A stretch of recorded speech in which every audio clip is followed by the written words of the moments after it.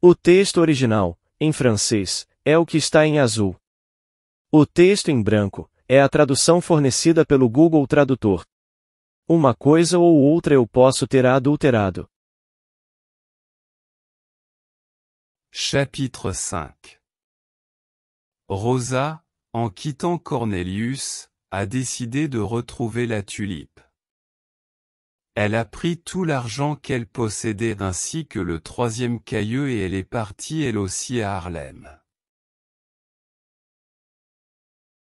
Le soir même, elle arrive dans la ville et se fait conduire chez le président de la société horticole, Maître Van Systen. Mademoiselle, vous venez me parler de la tulipe noire? Elle se porte bien? Hélas. Monsieur, je ne sais pas. Dit Rosa. Car on me l'a volée. On vous a volé la tulipe noire? Alors je connais le voleur car j'ai vu la tulipe noire cet après-midi. Vous avez vu la tulipe noire? Mais où cela? Chez votre maître, apparemment. Vous travaillez bien chez Monsieur Isaac Boxtel? Je ne connais pas Monsieur Boxtel. C'est la première fois que j'entends prononcer ce nom. Mais, dites-moi, est-ce que ce monsieur est maigre et chauve? Oui. Il a le dos voûté et les jambes tordues? Mais oui. Alors c'est bien l'homme qui a volé ma tulipe. Je vous en supplie, monsieur, faites venir ici ce monsieur Boxtel. Vous êtes un honnête homme, monsieur. Vous ne pouvez pas donner le prix à un homme qui présente une tulipe volée. À ce moment, un grand bruit se fait entendre dans la rue, le prince d'Orange entre chez le président de la société horticole. Monseigneur, Votre Altesse chez moi. Dit le président. Cher monsieur Van Systen. Dit Guillaume d'Orange avec simplicité. Je suis un vrai Hollandais, moi. J'aime l'eau, la bière et les fleurs, et j'aime beaucoup les tulipes. J'ai entendu dire que la ville de Harlem possédait enfin la tulipe noire, et je viens vous demander si c'est vrai. Vous avez la fleur ici? Hélas, non, monseigneur, je ne l'ai pas ici. Et où est-elle? Chez son propriétaire qui est un tulipier de Dordrecht. Comment s'appelle-t-il? Isaac Boxtel. Il est maintenant à l'hôtel du Cygne Blanc, je vais l'envoyer chercher. Je dois vous dire que cette tulipe est déjà réclamée par une autre personne. Il est vrai qu'elle vaut 100 000 florins. La personne qui réclame la tulipe est là, dans la chambre à côté. J'allais l'interroger quand votre Altesse est entrée. Écoutons-la, monsieur Van Systen, écoutons-la et je ferai justice. Appelez-moi monsieur devant elle. Rosa était toujours à la même place, appuyée à la fenêtre, et elle regardait le jardin. Guillaume d'Orange prend un livre dans la bibliothèque et fait signe à Van Systen de commencer l'interrogatoire. Ma fille, dit-il. Vous me promettez de dire la vérité, toute la vérité sur cette tulipe? Je vous le promets, Monsieur le Président.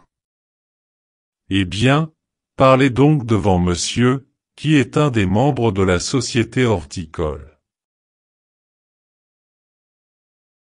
Monsieur. dit Rosa. Faites venir ici Monsieur Boxtel avec sa tulipe. Si je ne la reconnais pas, je le dirai, mais si je la reconnais, je la réclamerai. Et si c'est nécessaire, j'irai voir son Altesse, mes preuves à la main.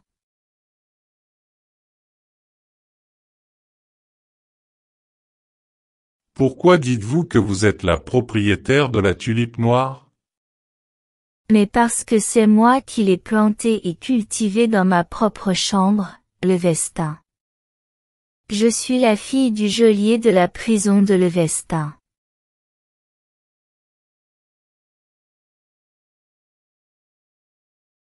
Et vous aimez les fleurs? Oui, Monsieur Van Sisten. Alors, vous êtes une savante fleuriste? Messieurs, je parle à des gens d'honneur. Oui, mademoiselle.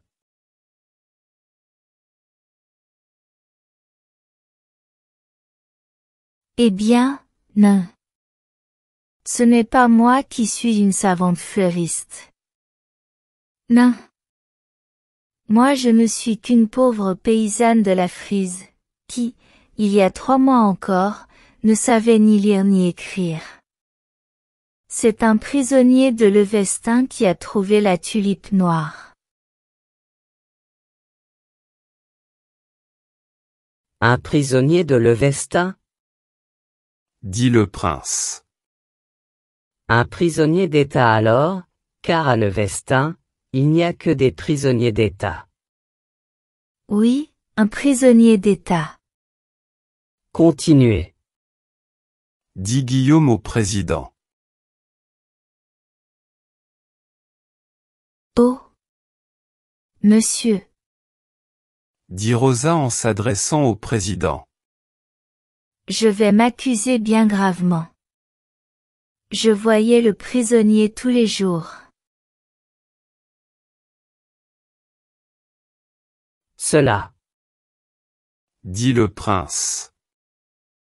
ne regarde pas les membres de la société horticole, ils doivent s'intéresser uniquement à la tulipe noire et ne connaissent pas les problèmes politiques. Continuez, jeune fille, continuez.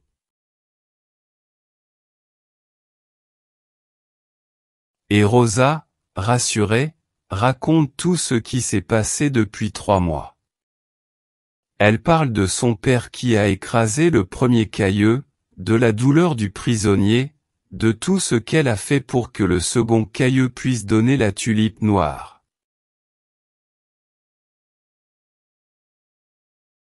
Comment Cornelius a voulu mourir de faim parce qu'il n'avait plus de nouvelles de sa tulipe, de sa joie quand il a appris que la tulipe était noire, enfin de leur désespoir à tous deux lorsqu'ils ont vu que la tulipe qui venait de fleurir avait été volée 1 heure après sa floraison.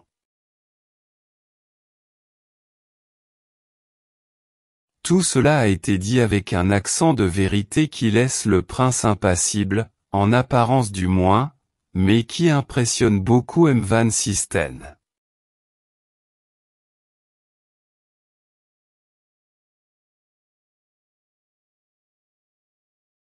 Messieurs, dit Monsieur Boxtel en entrant. comme vous me l'avez demandé, je viens vous montrer ma tulipe. C'est lui. dit Rosa en entendant la voix de l'homme.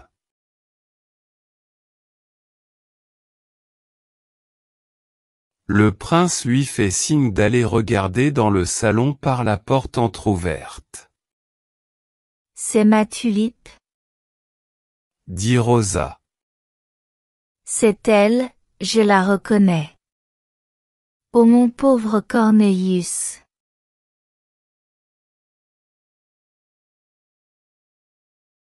Le prince se lève et va jusqu'à la porte.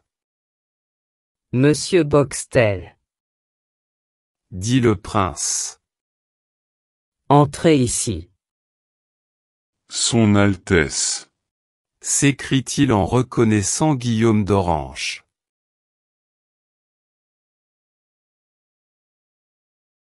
Son Altesse? Dit Rosa. Boxtel se retourne, aperçoit Rosa et frissonne.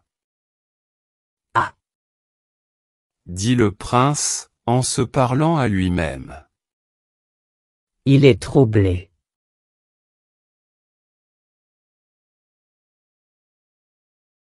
Monsieur Boxtel, Dit Guillaume. vous dites que vous avez trouvé le secret de la tulipe noire? Oui, monseigneur. Voici une jeune fille qui dit l'avoir trouvé aussi.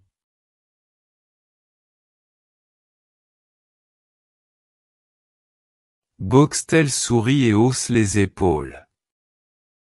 Vous ne connaissez pas cette jeune fille? Demande le prince. Non, monseigneur.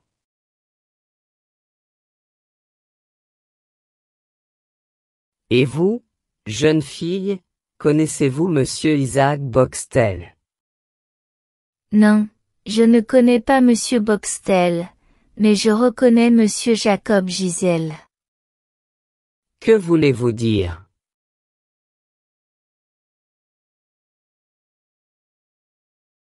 Je veux dire qu'à Levestin, ce monsieur qui dit s'appeler Isaac Boxtel se faisait appeler monsieur Jacob.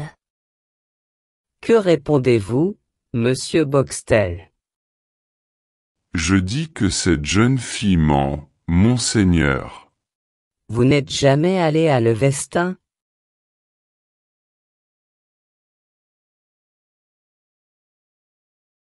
Je connais le Vestin, monseigneur, mais je n'ai pas volé la tulipe.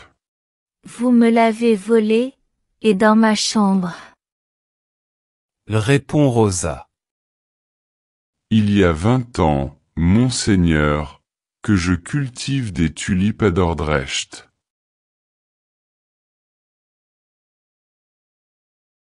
Maintenant voilà la vérité. Cette jeune fille a un amant dans la prison de Levestin, et ils ont décidé de me voler le prix de 100 000 florins que je gagnerai, j'espère, grâce à votre justice.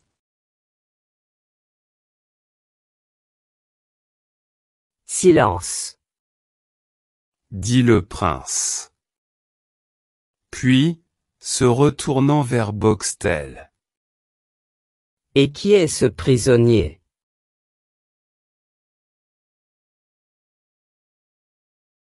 Ce prisonnier, monseigneur, est un criminel d'État, condamné une fois à mort. Il s'appelle Cornelius van Baerle, et c'est le filleul de ce scélérat de Corneille de Witt.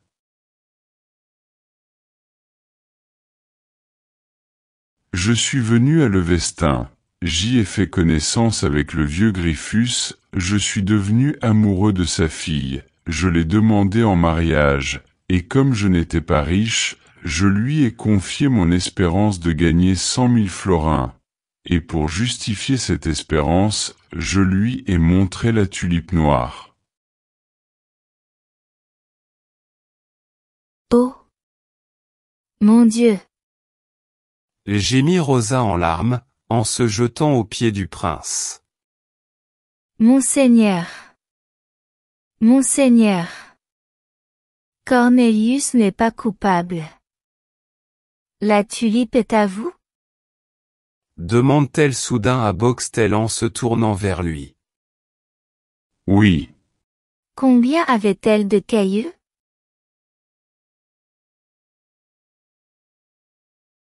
Boxtel hésite un instant, mais il comprend que la jeune fille ne poserait pas cette question s'il n'y avait que les 2 cailloux connus. 3. Dit-il. Et que sont devenus ces cailloux?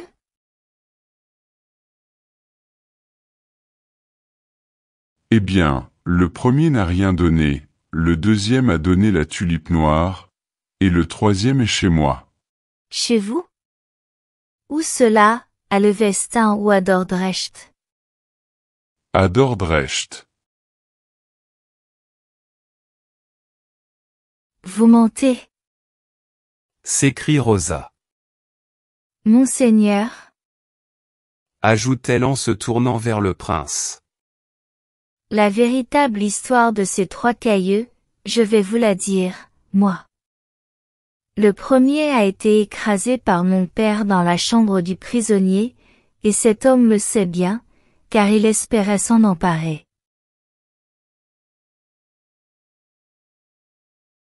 Le second, soigné par moi, a donné la tulipe noire, et le troisième, le voici dans le même papier qui l'enveloppait avec les 2 autres quand, au moment de mourir, Cornelius van Baerle me les a donnés tous les 3.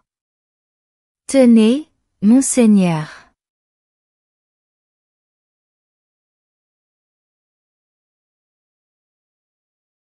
Et Rosa, sortant le cailleux du papier qui l'enveloppait, le donne au prince.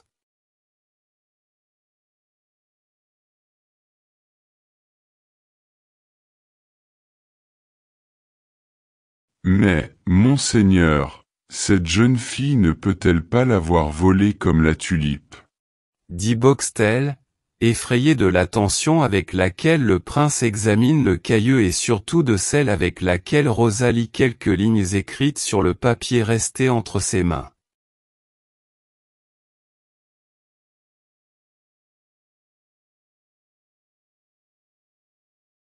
Tout à coup, les yeux de la jeune fille brillent, et elle relit ce papier mystérieux et, poussant un cri, le tend au prince en lui disant « Oh! Lisez, monseigneur, au nom du ciel, lisez. »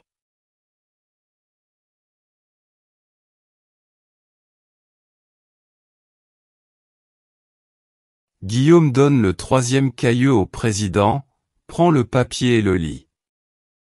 Cette feuille, que vient de lui remettre Rosa, est la page de la Bible que Corneille de Witt avait envoyée à Dordrecht, par Craeke, pour demander à Cornelius de brûler sa correspondance avec M. de Louvois.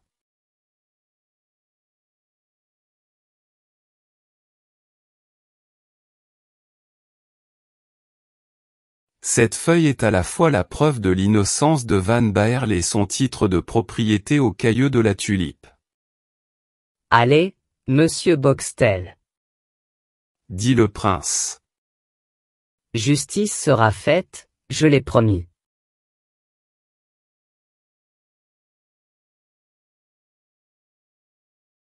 Puis au président.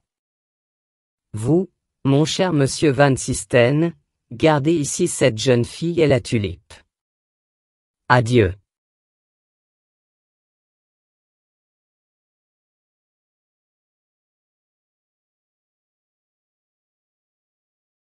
Question pour comprendre. 1. Que fait Rosa quand elle apprend qu'on a volé la tulipe noire? 2. Pourquoi Boxtel est-il troublé en apercevant Rosa? 3. Que dit Boxtel pour expliquer que la tulipe noire lui appartient? 4. Comment Rosa prouve-t-elle que la tulipe noire n'appartient pas à Boxtel?